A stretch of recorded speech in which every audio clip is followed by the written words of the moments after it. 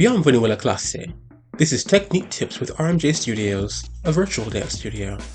Today, we'll be expanding on the 5 positions that we covered in our last video, so if you haven't seen that yet, be sure to check it out right after this one. This time, we'll be going over the arms that go along with those foot placements. These arms are called port-de-bras, yet another French term which means carriage of the arms. To begin, we'll have our arms semi-relaxed at our hip.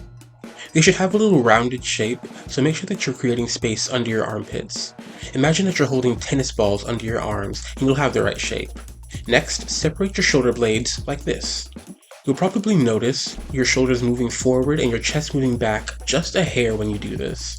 That's perfectly fine, just remember to actively press your shoulders down so they don't crowd the neck. This position is called en bas, which means at rest or lowered. Next, keeping that exact shape in your arms and shoulders, lift the arms so that they're right below your chest. This is your first position, which couples with the first position in the feet. From here, open them out to the sides.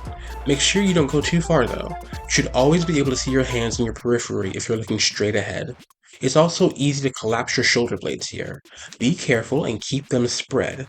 This is your second position, which goes with the second position feet. Next, bring one of your arms forward while the other stays out to the side. This is your third position. It's important for third, fourth, and fifth to make sure that you're using the opposite arm and foot for this.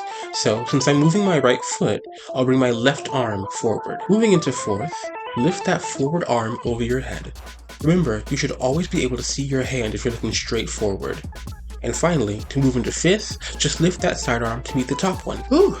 Was another long one, but still not too bad, right? Now, even though each of these arm positions correlate with the foot position, the arms and feet can be combined however you like. Next time, we'll go over another of our ballet steps. But for now, I'm Malone Jr., and this has been Technique Tips. Be sure to check out my full, live, online classes at rmjstudios.com for more.